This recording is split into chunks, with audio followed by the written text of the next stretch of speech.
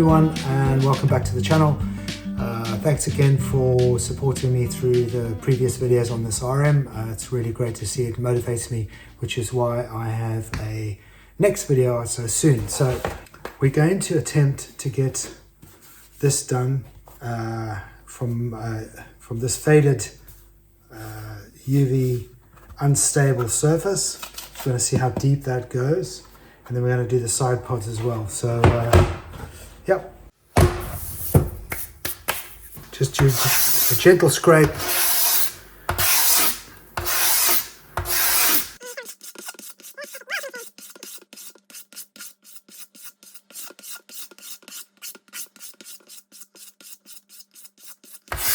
So what I'm not going to do is I'm not going to scrape past these little white bits here. This I'd rather do with 400. I don't need to scrape it completely yellow. I just want to get the bulk of this off.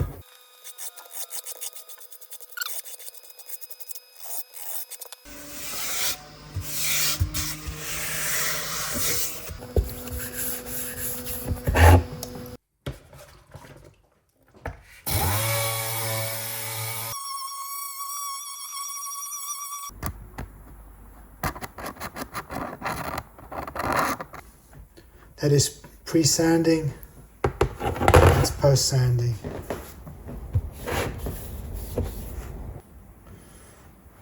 Good start. Like with all these rebuilds, this is the part that people don't always account for in their budgets. But as you can see, I've got 2 gasket sets. There's 2 reasons for that. One is that some come as a kit, like this one. And some have some parts and some have others, and sometimes it's cheaper to buy the whole lot in a kit than it is to buy individual parts. So these are some bearings for I don't know what, but I'll find out. So this is the kill switch that is standard on this model. I've now got some time on my hands. I've got rid of the staff. They've all gone home. It's a Friday afternoon, and I'm now going to get stuck into trying to get this engine out. I've got almost all the parts now for the engine, so I'm going to try and see how far I can get in the next 2 hours or so before I'm going to go home and spend some time with the family. I think I've made a decision about how I'm going to progress this particular job. I think in so many restorations that I see,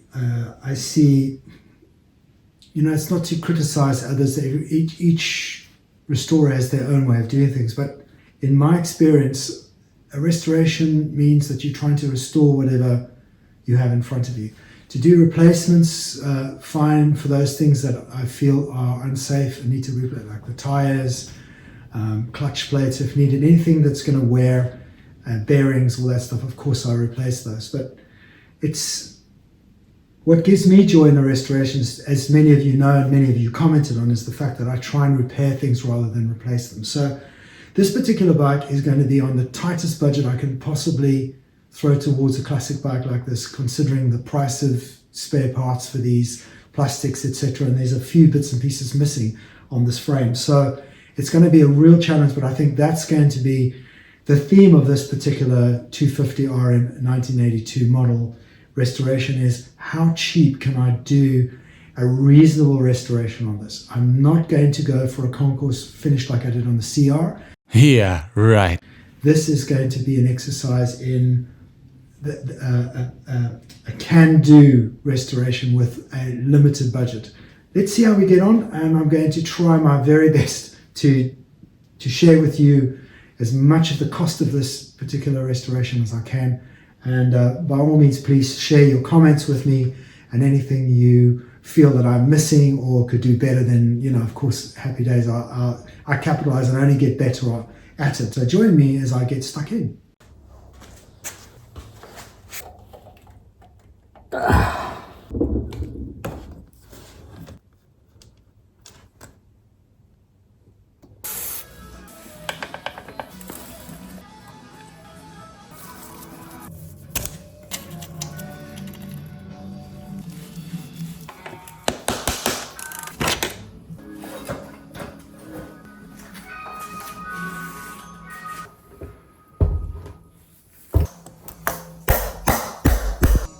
So that's center of the hole.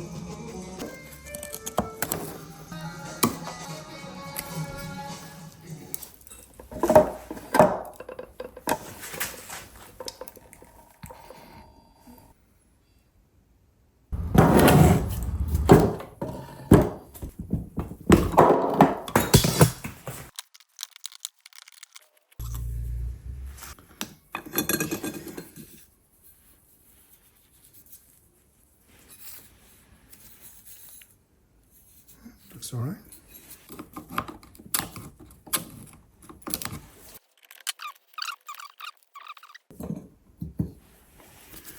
This is really good, man.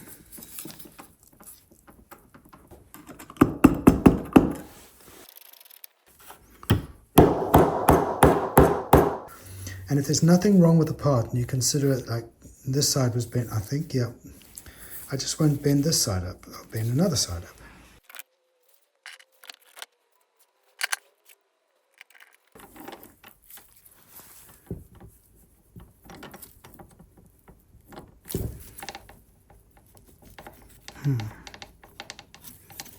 These bearings are good.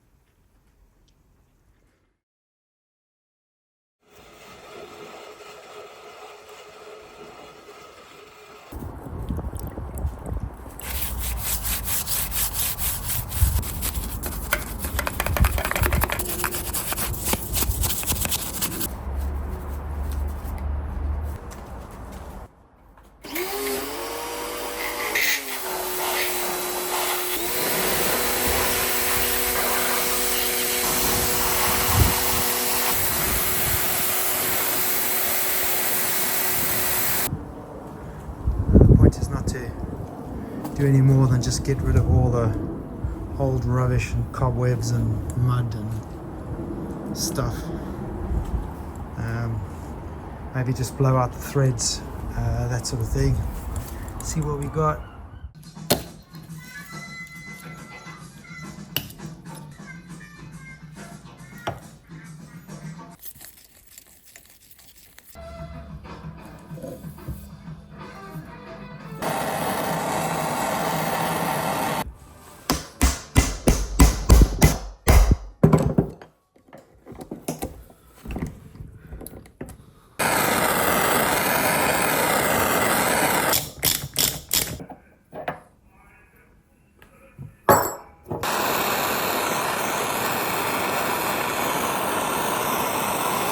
There's a way that you can remove this bolt by putting in a penny.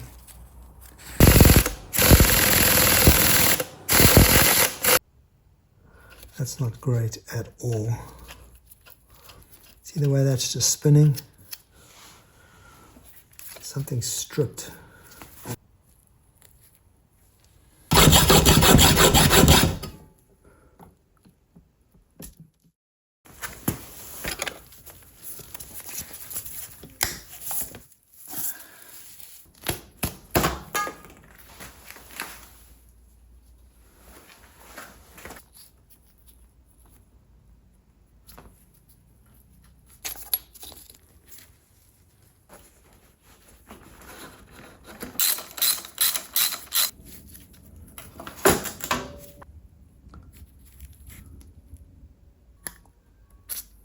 Boy, this is a lot easier than the CR500 rear suspension. I don't know if any of you saw that, but oh my goodness, this is quite a lot easier.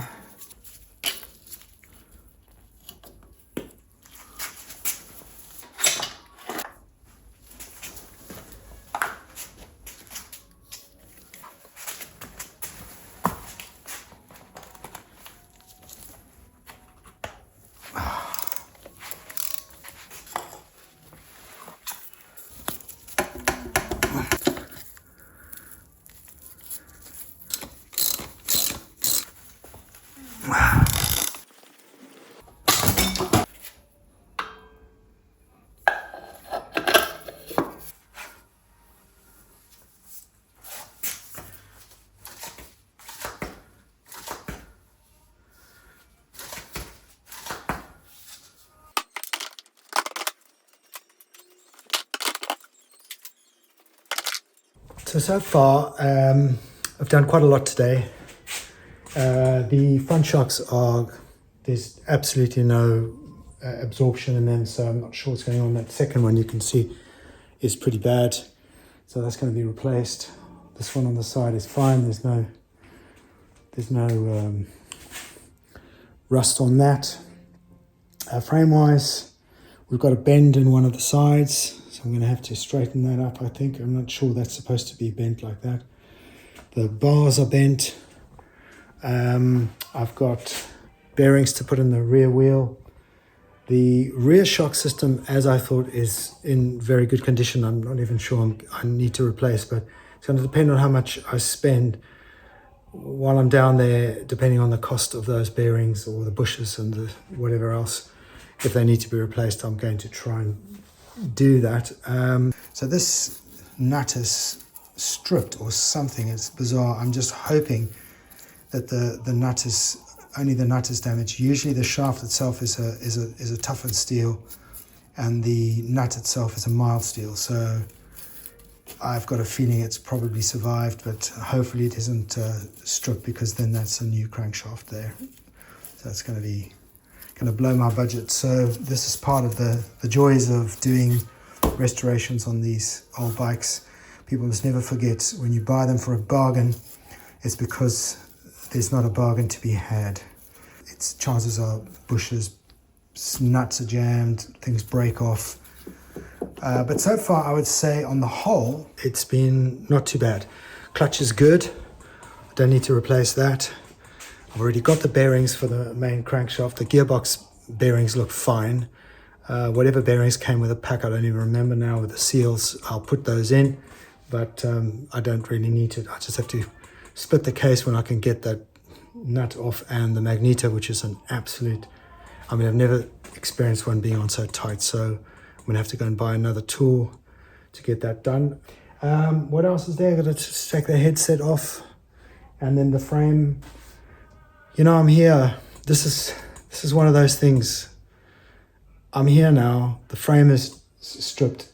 There's a lot of paint missing, and it looks like somebody's been touching it up all over the place. So I'm just going to strip it down and spray it. So it's starting to look like it's going to be a good looking RM 250 and not a ride around, which is a bit of a shame, but I can't let things go like that. So still try and bring it under record budget if I can, bearing in mind what I received. So yeah, still a lot of stuff to do, but had a good day.